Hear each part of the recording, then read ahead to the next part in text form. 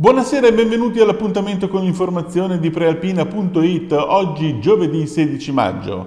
Ancora una volta iniziamo parlando di maltempo, lago alto, strade chiuse, campi inondati. Varese deve fare ancora una volta la conta dei danni. Ci racconta tutto Sara Giannini, le immagini sono di agenzia Blitz. Nonostante i miglioramenti previsti, il maltempo non dà tregua e per ora il Varesotto continua a pagarne il prezzo. Un'altra strada di Varese è stata chiusa a causa di uno smottamento. Come spiegano in una nota da Palazzo Estense, questa volta, a causa delle intense precipitazioni, è la via Adige ad essere chiusa, strada che collega Velate alle vie Sella e Cellini. Sullo smottamento sono subito intervenute le squadre comunali. Intanto, via Tasso, chiusa mercoledì a causa di un cedimento, è stata riaperta al termine dei lavori di messa in sicurezza. Le vasche di laminazione sul Vellone e sull'Olona, in azione da martedì, funzionano e stanno evitando allagamenti. La situazione è grave in tutta la Lombardia, dove in 15 ore è caduta la pioggia che normalmente cade in un mese sulla nostra regione. Il servizio. È stata decisamente pesante l'ondata di maltempo che ha colpito soprattutto ieri il Varesotto e più in generale la Lombardia. Sul 30% del territorio regionale è caduto in 15 ore un quantitativo di pioggia pari a quello dell'intero mese di maggio, ma con picchi in alcuni casi persino doppi, certificano da trebimeteo.com, evidenziando punte di oltre 120 mm registrate in varie aree del territorio lombardo, tra le quali la provincia di Varese, con picchi persino superiori ai 200 mm. Responsabile dell'ondata di maltempo una particolare configurazione chiamata blocco a omega. La perturbazione che ha colpito il nord, spiegano i meteorologi, ha subito un forte rallentamento con conseguente persistenza del maltempo sulle stesse zone per diverse ore a causa di un anticiclone presente sulla Scandinavia che ha fatto da vero e proprio blocco. È stato celebrato nella Basilica di San Vittore a Varese questo pomeriggio il funerale di Fabio Limido, il 71enne ucciso lunedì 6 maggio dall'ex genero Marco Manfrinati. Sentiamo le parole della moglie Marta Criscuolo al termine della cerimonia. Il servizio è di Domenico Ghiotto di agenzia Blitz. Sì, mio marito oggi è andato in paradiso e quindi questa vicenda è finita al meglio.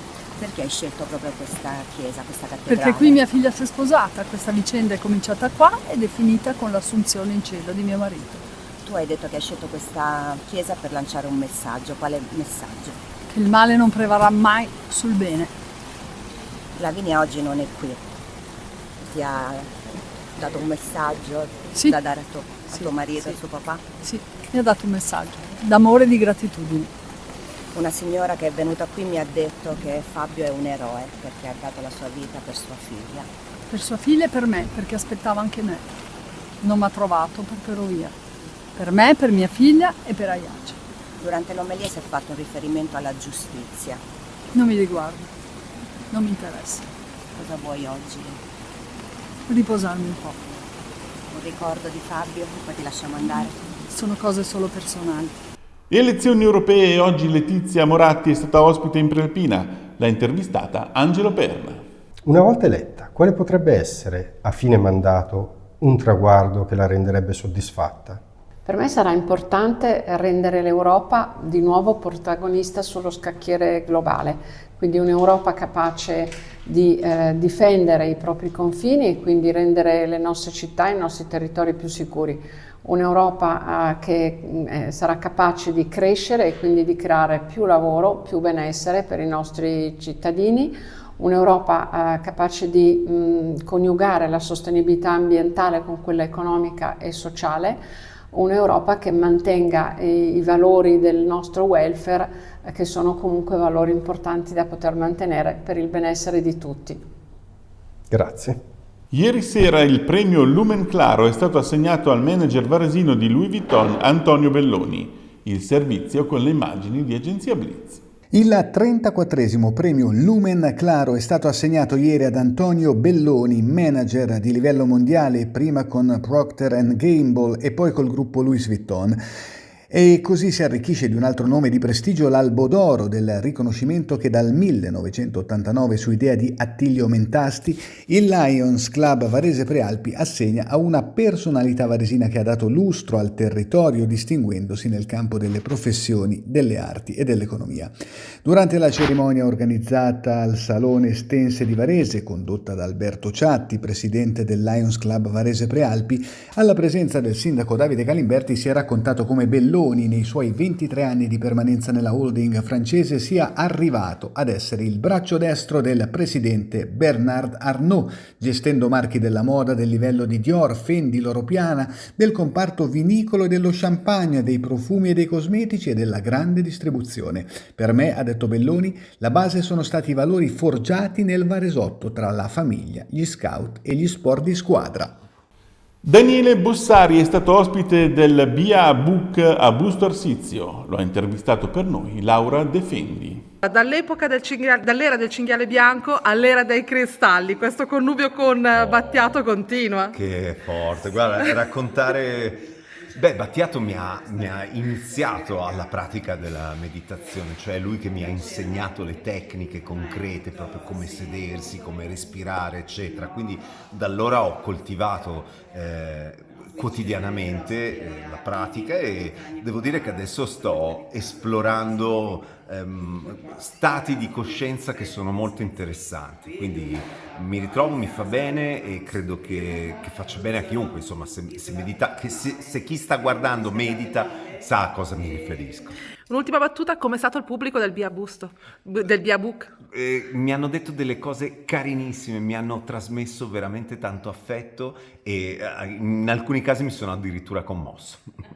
L'ultima notizia è di sport, hockey su ghiaccio, nuovo allenatore per i mastini Varese. Ci svela di chi si tratta Matteo Floccheri.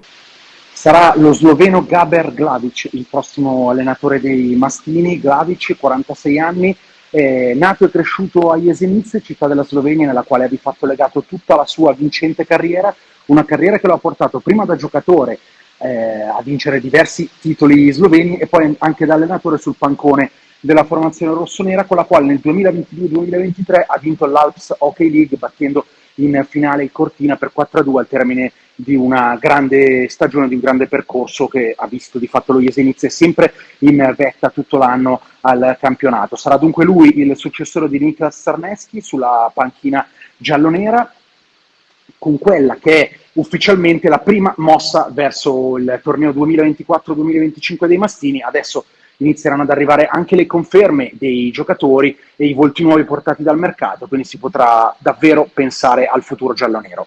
E come sempre è il momento delle anticipazioni di quel che troverete sulla prealpina di domani. Luigi Crespi. 2 commenti tutti da leggere sul giornale di domani. Ci vorrebbe un sussulto di moralità, è il titolo di quello di Riccardo Prando che mette insieme super bonus e corruzione in Liguria, proprio mentre è iniziato il conto alla rovescia per le elezioni europee. La pallacanestro varese tra Fede, Amore e Nico Magnon è il titolo di quello sportivo-culturale del caporedattore centrale Andrea Anzani. Come ogni venerdì in edicola con Prealpina ci sarà poi lo speciale lavoro, 6 pagine dedicate a chi cerca o offre un impiego. Bene, con questo è tutto, l'appuntamento con l'informazione di prealpina.it torna come sempre domani alle 19. Buona serata!